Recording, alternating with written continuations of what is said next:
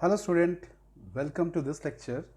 In this lecture, very important topic of mechanics that is called Lamis theorem. ये एक बहुत ही ज़्यादा important theorem है पूरे मैकेनिक्स में. इनफैक्ट आप आगे जाकर न्यूटन्स लॉ के जितने भी प्रॉब्लम यूज़ करेंगे वहाँ पर हम लोग लैमिस थ्योरम का यूज़ करते हैं. लेकिन लैमिस थ्योरम में कुछ कंडीशन है, मतलब ये नहीं कि कहीं पर भी उठा के हम लोग लैमिस थ्योरम को यूज़ कर देंगे, ऐसा नहीं है. यहाँ पर कुछ बातें हैं, उन बातों को थोड़ा ध्यान देना पड़ेगा और उसके बाद हम लोग इससे एसोसिएटेड कुछ चीज़ों के बारे में थोड़ा सा डिस्कस करेंगे. जैसे क्या बोलता है लैमिस थ्योरम के हिसाब से, बोलता है कि अगर कोई तीन इक्विलिब्रियम फोर्सेस है. अब इक्विलिब्रियम फोर्सेस क्या होता है, जैसे मान लेते ये एक फोर्स है F1, ये एक फोर्स है F2 और ये एक फोर्स है F3. ये तीन फोर्सेस आपको दिया हुआ है. अब आप देखोगे F2 और F3 के बीच का एंगल मान लेते हैं अल्फा है और F1 और F3 के बीच का एंगल कितना है मान लेते हैं बीटा है और F3 और F1 और F2 के बीच का एंगल जो हो गया वो है गामा. अब ये बोलता है ये तीनों फोर्सेस को हम लोग इक्विलिब्रियम फोर्सेस कब बोलेंगे, जब इन सभी फोर्सेस का वेक्टर सम अगर इक्वल टू जीरो होता है. इन सब का अगर vector sum equal to zero होता है तो इन फोर्सेस को हम लोग इक्विलिब्रियम फोर्सेस बोलते हैं.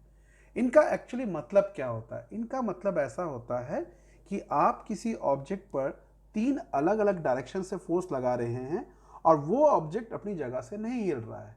तो मतलब क्या हो जा रहा है, इन सभी फोर्स, जो भी फोर्सेस, तीन फोर्सेस है, वो एक दूसरे के इफेक्ट को कैंसिल कर दे रहे हैं. एंड फॉर दैट रीजन हम लोग इस तरह के फोर्सेस को हम लोग इक्विलिब्रियम फोर्सेस बोलते हैं. और अकॉर्डिंग टू लैमी, उनका कहना है ये कि अगर ये इक्विलिब्रियम फोर्सेस और इनके बीच का एंगल इस प्रकार से है तो इनको हम लोग मैथमेटिकली एक एक्सप्रेशन से एक्सप्रेस कर सकते हैं और उस एक्सप्रेशन को ही हम लोग लैमिस थ्योरम बोलते हैं. अब चलिए इस एक्सप्रेशन का हम लोग एक्सप्लेनेशन देख लेते हैं या डेफिनेशन देख लेते हैं लैमिस थ्योरम का. चलिए लैमिस थ्योरम को हम लोग अब डिफाइन करते हैं. लैमिस थ्योरम क्या बोलता है, when three forces acting at a point are in equilibrium then each force is proportional to sine of the angle between the other two forces.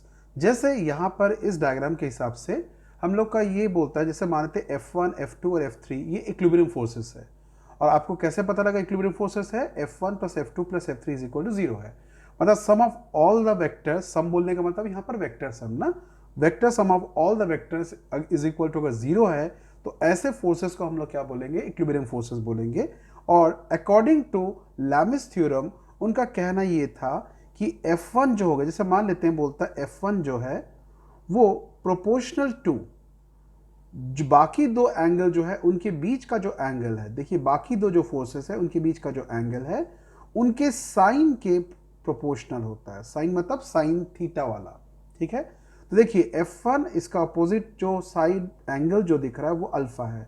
उसी तरह से F2 क्या हो जाएगा, F2 इज प्रोपोर्शनल टू क्या हो जाएगा हमारे पास, F2 मतलब ये फोर्स, इसके अपोजिट में बाकी दो फोर्सेस के बीच का एंगल बीटा है तो इसको क्या लिखेंगे हम लोग, साइन बीटा. और उसी तरीके से अगर F3 का वैल्यू लिखते हैं तो F3 will be proportional to F3, ये फोर्सेस है, इस फोर्स के अपोजिट बाकी जो दो फोर्सेस है F1 और F2 है, इनके बीच का एंगल क्या है, गामा, तो इनको क्या लिखेंगे, साइन गामा. और अगर आप यहां से इसको देखते हो तो मेरे ख्याल से आप इसको ऐसा लिख सकते हो, F प्रोपोर्शनल बोला है मतलब F will be something, F1 will be something K times of sine alpha. K बोलने का मतलब कोई कांस्टेंट होगा शायद. और F2 इज इक्वल टू क्या लिखेंगे हम लोग, K times of sine beta. और उसी तरह से हम लोग F3 इज इक्वल टू लिखेंगे K times of sine gamma. और जैसे ही आप देखेंगे इसमें आप क्या करेंगे, साइन अल्फा को जब नीचे ले आएंगे तो F1 by sine alpha is equal to K, F2 by sine beta is equal to K, F3 by sine gamma is equal to K. ऐसा ऐसा लिख सकते हैं हम लोग. और अगर ऐसा है तो फाइनली हमारे पास रिजल्ट क्या आ जाएगा, F1 by sine alpha, okay, is equal to F2 by sine beta is equal to F3 by sine gamma. और ये जो होता है इसे ही हम कहते हैं लैमिस थ्योरम का मैथमेटिकल फॉर्म। और ध्यान रखेंगे ये जो फॉर्म हम लोग देख रहे हैं ये एक बहुत ही इम्पॉर्टेंट और एक बहुत ही पावरफुल फॉर्मूला है मैकेनिक्स के आगे के सारे प्रॉब्लम बनाने के लिए। जहाँ पर भी कभी कोई इक्विलिब्रियम की बात आएगी तो आपको हमेशा ये याद रखना पड़ेगा कि अगर तीन फोर्सेस, तीन इलेक्ट्रिक फील्ड, तीन मैग्नेटिक फील्ड, ऐसा कहीं पर भी तीन अगर है और इनका ये इक्विलिब्रियम में है तो फिर हम लोग लैमिस थ्योरम उसमें अप्लाई कर सकते हैं। अब हमारे पास बात आता है कि इस लैमिस थ्योरम का ये जो रिलेशन आया, ये रिलेशन आया कैसे। तो इसके बेसिकली दो तरीके से हम इस रिलेशन को डिराइव कर सकते हैं। मैं दोनों तरीकों को आपको बता दे रहा हूं। जैसे एक तरीका जो है तो एक्चुअली डिपेंड करता है, कई सारे स्कूल्स में इसको अलग अलग वे में पूछा जाता है और बताते हैं। तो इसलिए मैं यहाँ पर दो मेथड आपको बता दे रहा हूँ, उन दो मेथड को हम लोग देखते हैं। तो देखते हैं लैमिस थ्योरम का डेरिवेशन बाय फर्स्ट मेथड, पहले मेथड से देखते हैं हम लोग। चलिए हम लोग डेरिवेशन ऑफ लैमिस थ्योरम देखते हैं, जिसमें हम लोग पहला मेथड देखेंगे, उसके बाद फिर हम लोग दूसरा मेथड देखेंगे। पहला मेथड जो है काफ़ी सिंपल है और इस मेथड के लिए हम लोग को एक छोटा सा प्री रिक्विजिट रिक्वायरमेंट होता है। उस रिक्वायरमेंट को हम लोग कहते हैं साइन लॉ कहते हैं या साइन रूल कहते हैं। अगर आपको ध्यान में आता होगा, मैंने इस रूल के बारे में आपको जब मैथमेटिकल टूल पढ़ा रहा था उस समय मैंने आपको शायद बताया था। उस समय हम लोग पढ़ते थे कि जैसे मान लेते ये कोई एक ट्रायंगल है और इस ट्रायंगल में अगर मान लेते हैं ये वाला एंगल अगर ए है और ये वाला एंगल अगर बी है और ये वाला एंगल अगर सी है और ए का जो अपोजिट साइड है उसका लेंथ अगर स्मॉल ए है और बी एंगल बी जो है उसके अपोजिट साइड का लेंथ स्मॉल बी है और एंगल सी का अपोजिट साइड का लेंथ अगर स्मॉल सी है, तो अकॉर्डिंग टू साइन रूल ये बोलता है कि जो ए है ए बाई साइन ए, मतलब साइड ए और इसको अपोजिट साइड का angle A is equal to हम लोग लिखते हैं B by sine B is equal to हम लोग लिखते हैं सी बाई साइन सी। ये कुछ इस प्रकार से हम लोग पढ़ते हैं, इसे कहते हैं साइन रूल कहते हैं हम लोग, जो हम लोग देख चुके थे जब हम लोग मैथमेटिकल टूल्स वाला चैप्टर देख रहे थे। अब अपने पास आता है कि यहाँ पर फर्स्ट रूल से हम लोग लैमिस थ्योरम को कैसे डिराइव करेंगे। तो देखिए लैमिस थ्योरम बोलता है कि तीन इक्विलिब्रियम फोर्सेस है। तो चलो मान लेते हैं तीन इक्विलिब्रियम फोर्सेस को हम लोग लेते हैं F1, F2, F3 ले लेते हैं। तो सपोज ये हो गया हमारे पास फोर्स F1, मैग्नीट्यूड बात करें सिर्फ ना, ध्यान रखना, ये एक फोर्स हो गया, ये हो गया F2 और ये एक फोर्स हो गया F3 और यहां पर F2 और F3 के बीच का एंगल अल्फा है, F1 और F3 के बीच का एंगल बीटा है और F1 और F2 के बीच का एंगल गामा है। अब हमको प्रूव करना है यहां पर कि F1 by sine alpha is equal to F2 by sine beta is equal to F3 by sine gamma.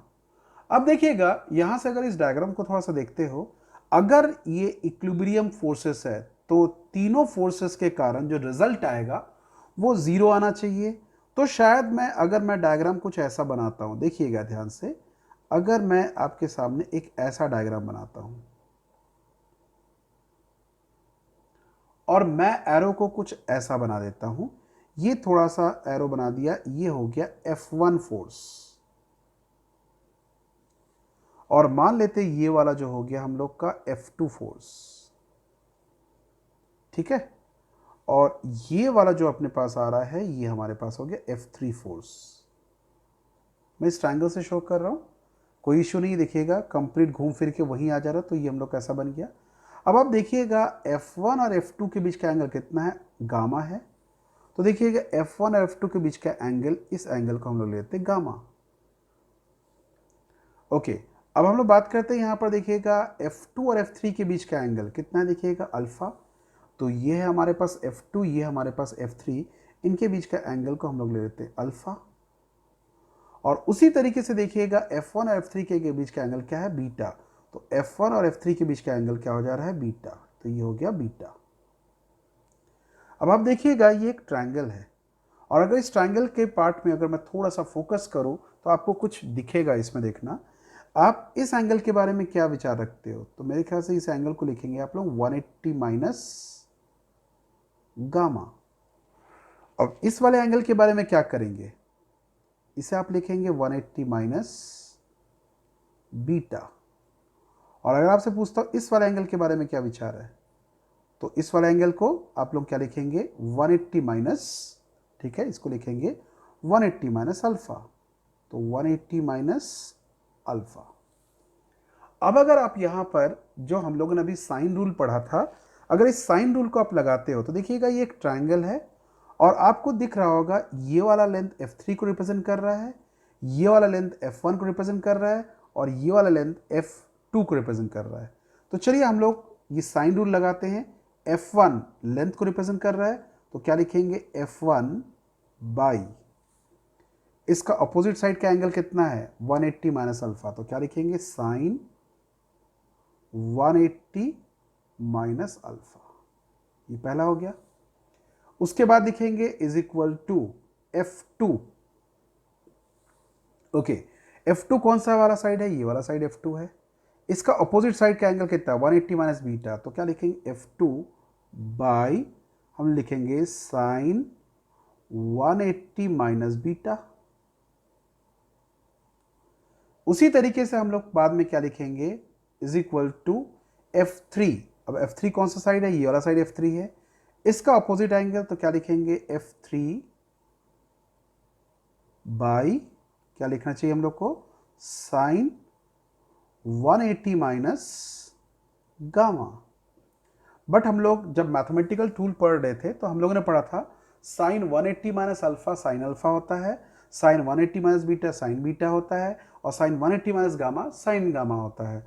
तो इस चीज़ को जब आप सॉल्व करते हो तो हमारे पास जो फाइनल कंक्लूजन निकलता है वो होता है f1 by sine alpha is equal to क्या निकलता है f2 बाई साइन बीटा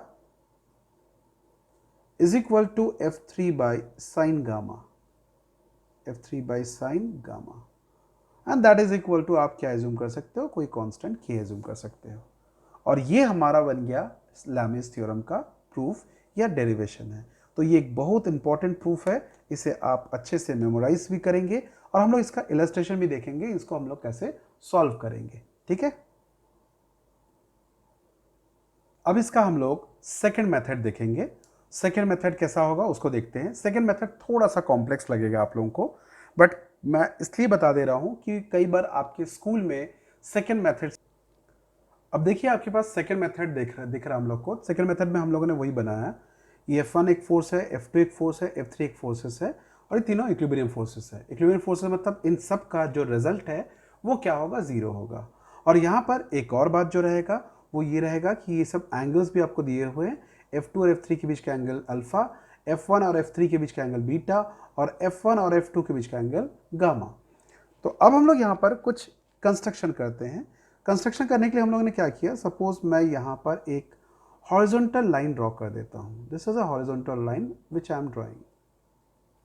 अब इस ड्राइंग से आपको कुछ चीज़ें समझ में आएंगी। अब आप देखिएगा ये पूरा एंगल आपको दिखता है गामा है और यहाँ से लेकर सिर्फ यहाँ तक का एंगल 90 है। तो आपको लगता नहीं कि ये वाला जो एंगल दिखता है, सिर्फ मैं इस एंगल के बारे में बात करता हूँ, तो ये वाला एंगल हो जाएगा गामा माइनस 90। उसी तरीके से देखिएगा ये पूरा एंगल बीटा है, तो ये वाला एंगल जो होगा, ये एंगल हमारा 90 है, तो ये वाला एंगल क्या होगा, बीटा माइनस 90। तो इसे हम लोग लिखेंगे बीटा माइनस 90। ठीक, ये हो गया अपने पास। बस इतना सही हमारा पूरा काम बन जाएगा। अब आप देखिएगा, आप लोग कंपोनेंट्स ऑफ वेक्टर पढ़े थे, हम लोग रेक्टेंगुलर रेजोल्यूशन ऑफ वेक्टर देखे थे हम लोगों ने। यहाँ पर देखिएगा अगर ये f2 है और ये वाला एंगल गामा माइनस 90 है, तो इस f2 का वो कंपोनेंट जो इस डायरेक्शन में होगा उसे हम क्या लिखेंगे, उसे लिखेंगे f2 cos गामा माइनस 90। और उसका एक और कंपोनेंट इस तरफ है, उसे लिखेंगे हम लोग f2 साइन गामा माइनस 90। ठीक उसी तरीके से मैं यहां पर जब बात करूंगा तो यहाँ पर देखिएगा ये वाला एंगल F3 है। F3 जो है इस वाले लाइन से कितना एंगल बना रहा, बीटा माइनस 90। तो F3 का जो कंपोनेंट इस तरफ होगा, जो हिस्सा इस तरफ होगा, उसे लिखेंगे हम लोग F3 cos beta minus 90। Okay, और इसी F3 का जो कंपोनेंट इस तरफ होगा उसे हम लोग लिखेंगे F3, ये F2 है ना, ये F3 साइन बीटा माइनस 90। थोड़ा सा हम लोग यहां पर मैथ्स यूज करेंगे। वो मैथ्स ये होता है कि कॉस गामा माइनस 90 को आप साइन गामा लिख सकते हैं और कॉस बीटा माइनस 90 को आप साइन बीटा लिख सकते हो, लेकिन साइन गामा माइनस 90 को आप माइनस कॉस गामा लिखोगे और यहां पर साइन बीटा माइनस 90 को आप लिखोगे माइनस कॉस बीटा लिखोगे। ये मैथ्स में हम लोग पढ़ते हैं, इस चीज को हम लोग देखेंगे अपन, ठीक है। तो चलिए अब हम लोग कैसे यूज करेंगे, चाहे तो मैं आपके सामने इसका रिजल्ट को बता देता हूं तो आपको थोड़ा सा क्लेरिफाई हो जाएगा। जैसे देखिए ये वाला केस देखिए, इस केस के हिसाब से अगर मैं यहां पे लिखता हूं, देखिए क्या लिख रहा हूं मैं यहां पर, अगर मैं लिखता हूं कॉस गामा माइनस 90, तो इसे मैं लिख सकता हूं cos minus of 90 minus gamma, और cos of minus of anything is actually equal to cos होता है। तो इससे ये बन जाएगा कॉज 90 माइनस गामा, और कॉज 90 माइनस गामा मतलब साइन गामा। बस इतना सा आपको याद रखना पड़ेगा, ठीक। तो उस सेंस में सोचा जाए तो आपके पास ये आ जाएगा कि ये वाला जो वैल्यू है वो हो जाएगा F2 साइन गामा, और यहां पर हो जाएगा F3 साइन बीटा। तो देखिए आपके पास सीधा सीधा आ जा रहा है, यहां से देखिएगा, यहां से F2 फोर्स का जो कंपोनेंट इधर काम कर रहा है उसका वैल्यू क्या है ये, और इसके वैल्यू को हम लोग क्या नाम दे रहे हैं, इसको बोल रहे हैं F2 साइन गामा। उसी तरीके से इसका जो वैल्यू है F3 का जो कंपोनेंट इस तरफ है, इसे हम लोग क्या लिख रहे हैं, इसे लिख रहे हैं F3 साइन बीटा। अब आप देखिएगा क्योंकि इक्विलिब्रियम है तो इस फोर्स का जो कंपोनेंट इधर लग रहा है और इस फोर्स का जो कंपोनेंट इधर लग रहा है, ये दोनों एक दूसरे को इफेक्ट को जब कैंसिल करेंगे तभी तो इक्विलिब्रियम हो सकता है। तो इस कारण से F2 का जो कंपोनेंट इस तरफ है और F3 का जो कंपोनेंट इस तरफ है, ये दोनों का मैग्नीट्यूड क्या होगा, सेम होगा, और दोनों देखिए एक दूसरे के अपोजिट डायरेक्शन में है, तो ये एक दूसरे को क्या करेंगे, कैंसिल करेंगे, और कैंसिल करने का मतलब इनका नेट इफेक्ट क्या हो जाएगा, जीरो। तो मतलब आप लिख सकते हो F2 sine gamma is equal to, आप लिख सकते हैं F3 साइन बीटा, और यहां से आप क्या कर सकते हो, F2 साइन बीटा को नीचे ले आइए तो ये लिख दीजिए sine beta is equal to F3 by sine gamma लिख दीजिए, और चाहे तो इसे आप एक कांस्टेंट के से एक्सप्रेस कर दीजिए इस रेशियो को। अब अपने पास अगला बात आता है, अब आप एक चीज देखिएगा, F2 का एक कंपोनेंट इधर है, ये वाला कंपोनेंट, तो इसमें जो दिखता है साइन गामा माइनस 90, तो गामा माइनस 19 साइन में माइनस हो जाता है, ध्यान रखेंगे, तो इसको आप लिखेंगे माइनस F2 कॉस गामा लिखेंगे। उसी तरह से इसे आप क्या लिखेंगे, F3 माइनस में क्या लिखेंगे, कॉस बीटा लिखेंगे। अब देखिएगा F2 का जो कंपोनेंट इधर काम कर रहा है और F3 का जो कंपोनेंट इधर काम कर रहा है, दोनों मिलकर नीचे तरफ काम कर रहे हैं, और ऊपर की तरफ नेट फोर्स कौन सा काम कर रहा है बताइए, F1। लेकिन जैसा कि ये बताया इक्विलिब्रियम में है, तो इक्विलिब्रियम का होने का मतलब क्या है, ना तो ऊपर नीचे कोई मूवमेंट कर रहा है, ना हॉरिजॉन्टल डायरेक्शन में कोई मूवमेंट कर रहा है। तो हॉरिजॉन्टल डायरेक्शन में मूवमेंट नहीं होने के कारण हम लोगों ने ये वाला एक्सप्रेशन निकाला, और क्योंकि वर्टिकल डायरेक्शन में भी मूवमेंट नहीं हो रहा है, इस कारण से आप क्या लिख सकते हो, आप लिख सकते हो F1 इज इक्वल टू ये दोनों का value, that is minus F2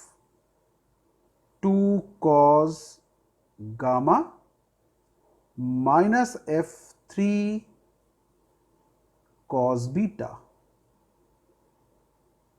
अब यहाँ से आप एक काम कीजिए, F2 का value k times of sine beta लिख सकते हैं और F3 का वैल्यू क्या लिख सकते हैं, k times of sine gamma.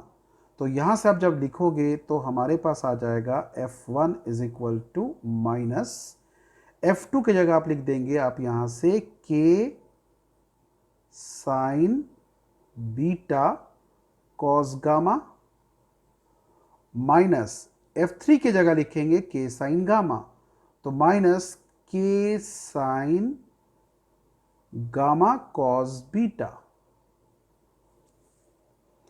अब यहां से आप माइनस के को अगर कॉमन निकालेंगे तो F1 इज इक्वल टू आप माइनस के को कॉमन निकाल लीजिए, अंदर रहेगा sign beta cos beta sine gamma, जिसे आप लिख सकते हो, इसे आप चाहो तो एक स्टेप और लिख देता हूं, इसे लिखते हैं sine beta cos gamma plus cos beta sine gamma. और शायद आपको ध्यान आता होगा ये साइन ए प्लस बी का फॉर्मूला है, जिससे हमारे पास आ जाएगा F1 is equal to minus के sine beta plus gamma. But आप देखेंगे यहाँ पे alpha plus beta plus gamma is equal to 360 degree, तो therefore beta plus gamma is equal to क्या हो जाएगा बताइए, 360 माइनस अल्फा। तो ध्यान रखेंगे एज वी नो दैट यहाँ से कि alpha plus beta plus gamma is equal to 360 degree. Therefore आप यहाँ से लिख सकते हो बीटा प्लस गामा, अगर मैं यहाँ पे लिखता हूँ तो क्या आ जाएगा, beta plus gamma is equal to 360 minus alpha.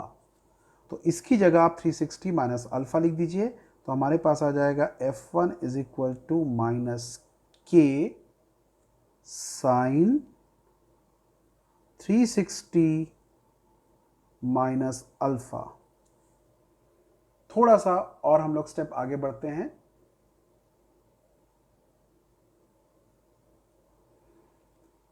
तो साइन 360 माइनस अल्फा जो होता है वो माइनस साइन अल्फा होता है, और माइनस और माइनस प्लस हो जाएगा, तो F1 will be equal to आप डायरेक्ट लिख सकते हो k साइन अल्फा, लिख दोगे since sine 360 minus theta is equal to minus sine theta. तो F1 is equal to k sine alpha मिल गया। तो देखिएगा आपके पास तुरंत यहाँ से क्या मिल जाएगा रिलेशन, आपको यहाँ से ये जो रिलेशन दिखेगा फाइनली वो मिलेगा F1, मैं अगर इसको यहाँ पे लिखता हूँ तो यहाँ पे मैं लिखता हूँ F1 by sine alpha is equal to k, और ऑलरेडी हम लोग लिख चुके थे यहाँ पर F2 by sine beta is equal to F3 by sine gamma is equal to k। तो this will be equal to क्या लिखेंगे, F2 by sine beta is equal to F3 by sine gamma. तो that means final जो conclusion निकला हम लोग को, वो कंक्लूजन ये मिला कि F1 by sine alpha is equal to F2 by sine gamma sine beta is equal to F3 by sine gamma. ये हमारे पास ये फाइनल रिजल्ट मिलता है। ये वाला मेथड थोड़ा सा ज़्यादा मैथमेटिकल है, बट थोड़ा बहुत आप प्रैक्टिस करोगे तो ये आपके काम आ जाएगा। लेकिन मैं पहले से आपको क्लियर कर दे रहा हूँ, इसका डेरिवेशन उतना ज़्यादा इम्पोर्टेंस नहीं रखता। ये स्कूल में आपका ज़रूर पूछा जा सकता है, इसलिए आप ज़रूर पढ़ेंगे इसको।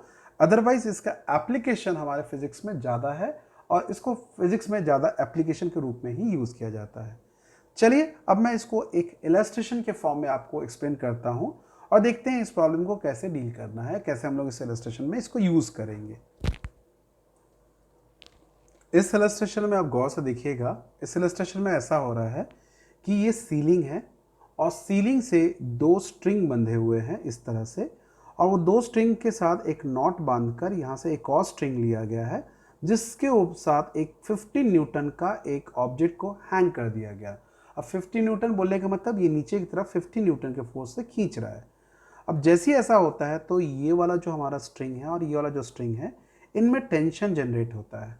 टेंशन का मतलब फोर्स जनरेट होता है। जब आप किसी चीज़ को ऐसा खींचते हो तो उसके हर एक पार्ट पर फोर्स जनरेट होता है, that force is called tension, जिसको हम लोग नॉर्मल हिंदी में बोलचाल की भाषा में तनाव बोलते हैं। ठीक, अब क्या हो रहा है, आपको बोला गया है कि ये 30 डिग्री इससे बना रहा है और यहाँ पर ये से 60 डिग्री बना रहा है, तो आपको बोला जाता है यहाँ पर क्वेश्चन के according find T1 and T2, मतलब ये दोनों टेंशन के बारे में आपको बात करना है। तो अब सीधा से एक चीज समझेंगे, यहां पर भी तो नीचे की तरफ खींच रहा है इसको, जिसके कारण यहां पर जो फोर्स लग रहा है स्ट्रिंग पे, इस वाले स्ट्रिंग पे जो फोर्स लग रहा है वो कितना है 50 न्यूटन, आपको यहां पर निकालना है। तो देखिए यहां पर निकालने के लिए क्या किया जाए, यहां पर थोड़ा बहुत हम लोग देखेंगे। आपको नहीं लगता कि इस पॉइंट पर 3 फोर्सेस काम कर रहे हैं, और आपको पता है किसी पॉइंट पर अगर 3 फोर्सेस काम करते हैं उनको हम लोग क्या बोलते हैं, इक्विलिब्रियम फोर्सेस। अगर वो पॉइंट ना मूव करे तो क्या लगता है, ये तो आपको बता रहे ये बस ऐसे हैंग किया हुआ है।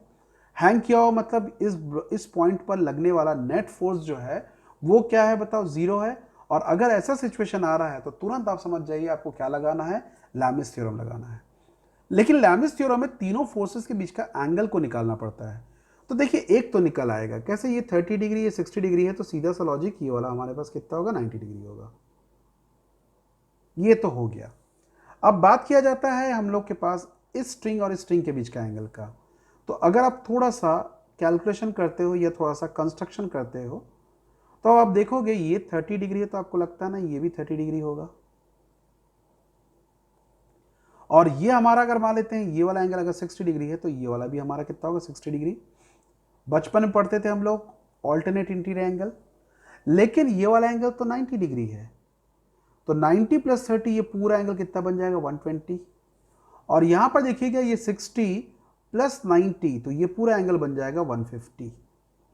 तो देखिए अब हमको बस ये एंगल ही निकालना था, यही हमारे लिए सबसे बड़ा चैलेंज था। अब आप इस पर सीधा सीधा लैमिस थ्योरम लगा सकते हो और उसे प्रॉब्लम को सॉल्व कर सकते हो।